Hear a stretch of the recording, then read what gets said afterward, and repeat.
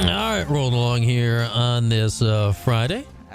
And we'll be talking with this guy tomorrow on our Burdick Toyota, Burdick Lexus, Burdick BMW, and Burdick Ford post-game show, all presented by Charles Heating, Air Conditioning, Plumbing, and Electrical. Got all that? But right now, at this time on every Friday, we'll be bringing in our guest, Eric Dungey. What's up, E? Good to hear your voice, man, and great to be with you for another football season here this year. It's great to be back. I'm really happy I can do this. I'm excited for another season with you, and I'm excited to watch the Orange here. And started off strong last year. Hopefully, we can get that started here again against Colgate coming up.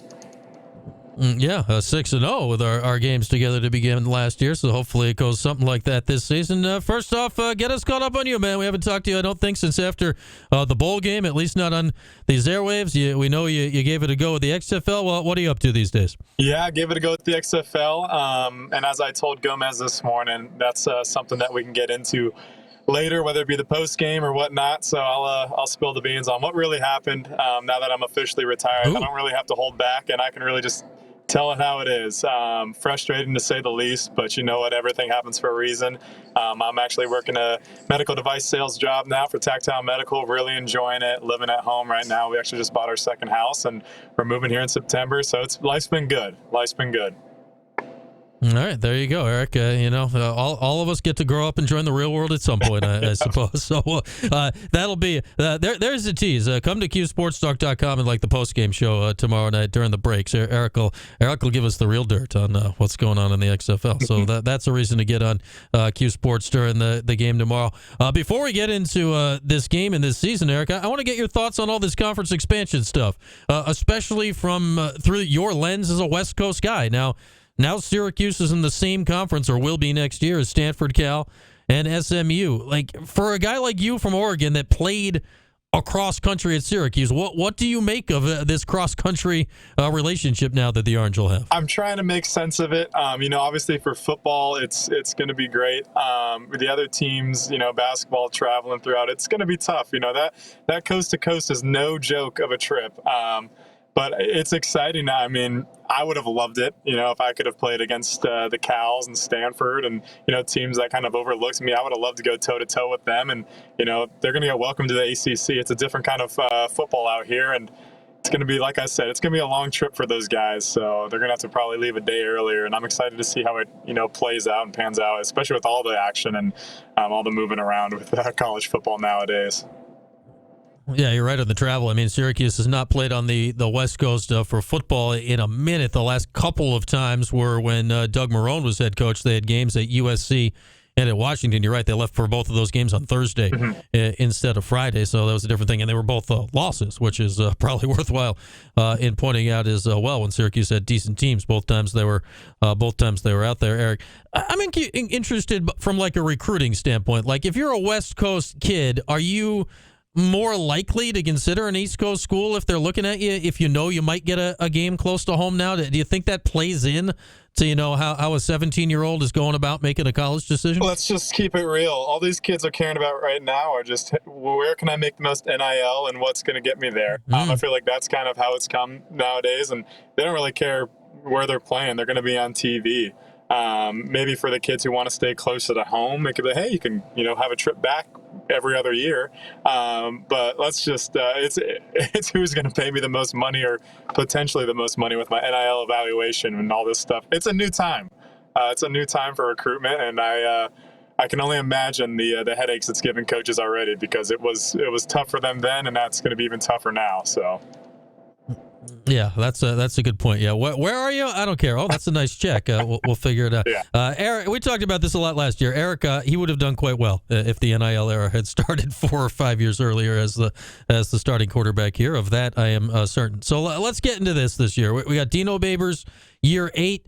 Garrett Schrader's kind of in a position you were in his senior year, coming back, a multi-year starter. What do you make of that, Eric, with a guy that's been through it back in the starting role for year 3?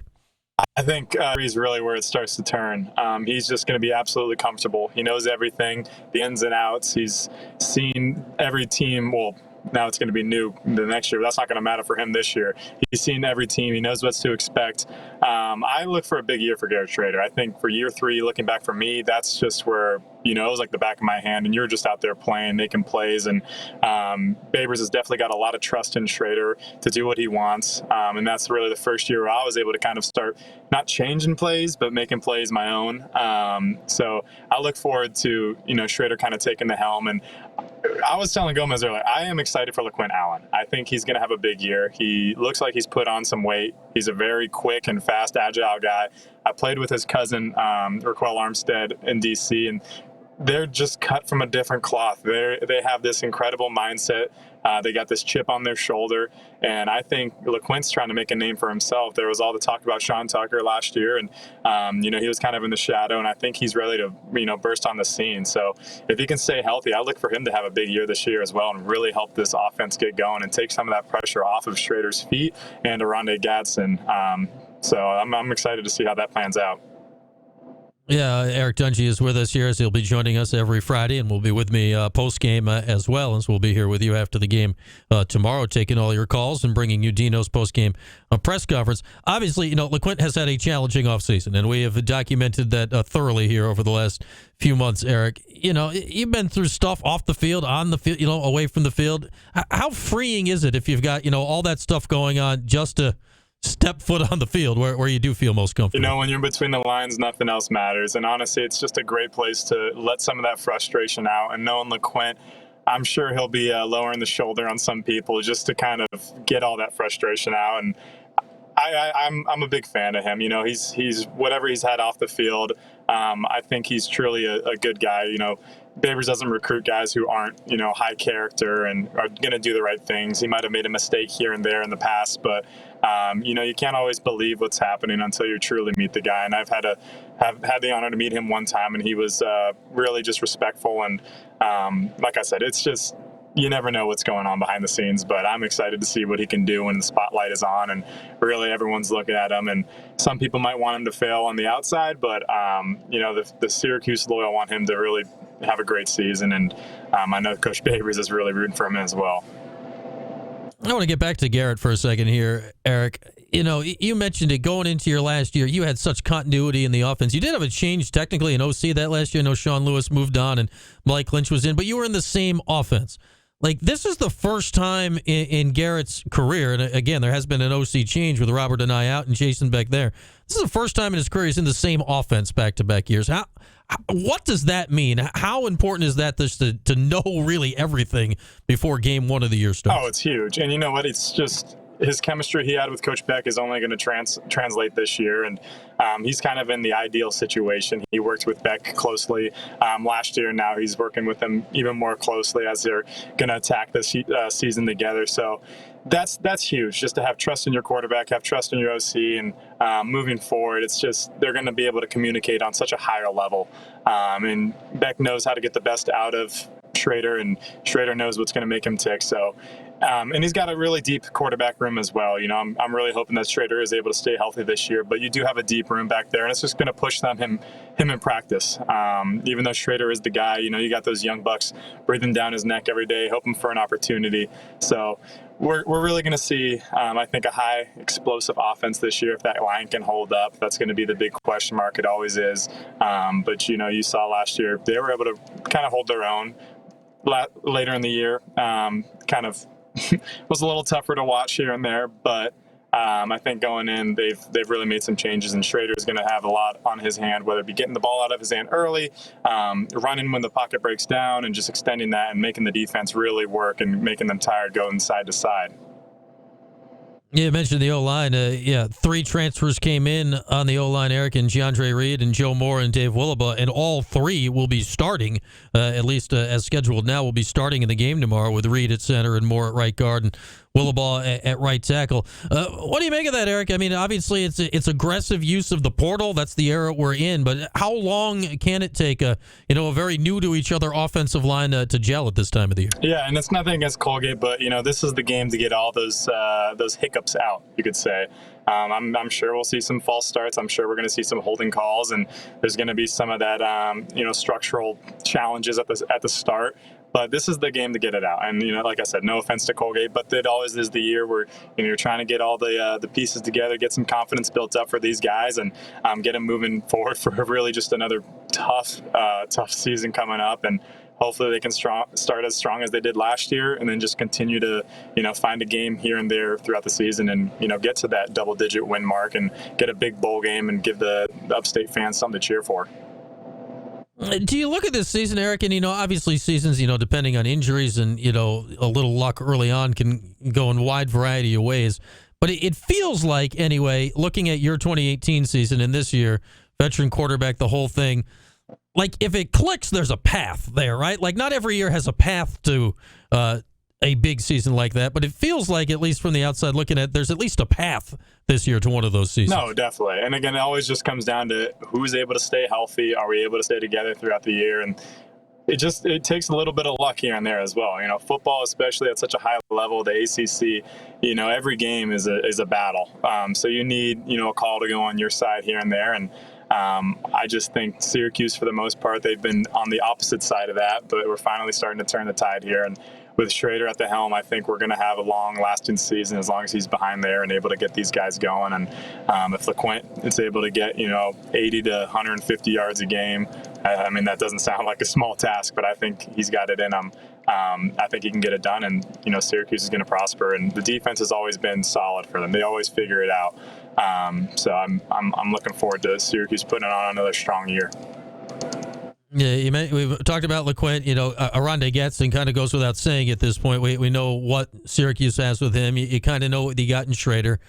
How important is it this year, be it Damian Alford, be it someone else, to have another guy, step up consistency-wise on offense? The years that you had multiple guys, like Irvin Ish or Humber or whatever. Like when you had more than one guy, you got options. How much easier is it for you as a quarterback when there's multiple guys and you're not just trying to shove it to the same guy every play? Yeah, and I just remember having Ish, and it was just one of those things like, when I'm in trouble, I'm just going to throw up to Steve Ishmael. But when you have, the Sean Rileys, the Irvin Phillips, the guys where you can spread the ball out and they're able to make these plays, it does take a lot of pressure off. Because if you just got a one go-to guy with Aronde, guess what? They're going to, put a safety over the top. They're going to double cover him. They're going to go man. They're going to press him up.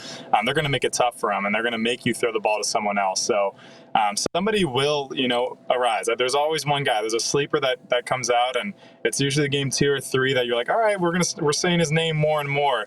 But I'm looking forward to seeing the first game and who's able to make those plays, who's shifty with the ball in their hands after they catch the ball and able to break these tackles and get some yak and yards after the catch, and just really able to be a playmaker, because Aronde proved himself to be that last year and year prior. But I'm looking forward to seeing who's going to step up to the plate and make a name for themselves. All right, I'll leave you with this, Eric, and obviously we'll be talking about this, and we'll know the answer to this question when we next talk after the game tomorrow. But what is the main thing you are hoping to see out of tomorrow's game? The main thing, you know what? I just want to see some chemistry. I want to see clean football. Hopefully they're limited the penalties. I know I said that the line might, with those 3 transfers, they might have a couple false starts here and there as they start to gel and start to mesh. But I just want to see a clean game and, from a defensive standpoint, just impose your will on them. They shouldn't really score more than 10 points. They might get a field goal here and there, but you're the big dog. You're the powerhouse. It's year 8. That's something to say with Coach Babers, and it's time to prove yourself. The baseline and the groundwork has been set. It's now time to show it. That's a fact, man. That is a fact. And whatever happens tomorrow, Eric and I will be talking about it right here after the game. All right, man. Always good to chat. We'll be doing this every Friday at this time, talking football. And good to be with you again this year. And we'll talk again tomorrow, okay? Great to be with you too, Brian. Have a good one. All right. Eric Dungey joining us every Friday at 5:15 throughout the football season. And Eric and I will be tag teaming it on postgame tomorrow. What can we bring you in postgame tomorrow? Your calls. We're going to bring you. You will call us, and then we'll talk to you. That's how postgame works. We'll be bringing you Dino Babers' press conference presented by William Bitar. We'll get you Eric Dungey's take brought to you by Liverpool Pool and Spa, and we will have a full hour after the game of your calls, football chat, and maybe Eric's spilling the dirt about something in the XFL. That feels like a Q Sports Talk only. The XFL, you might need to use bad words. I don't know. You got to come to Q Sports Talk after the game tomorrow. Eric Dungey's XFL expose. I don't know. I don't know what he might tell us. I can't even tease it. It's that mysterious. But do join us on the post-game show tomorrow. With that, we'll take a break. Phone lines open when we come back if you'd like at 315-437-7644. Tim Leonard in with a little 411 in the 315 as well. Back after this on this hour brought to you by Best Buy Auto Sales here on QSportsTalk.com, ESPN Radio.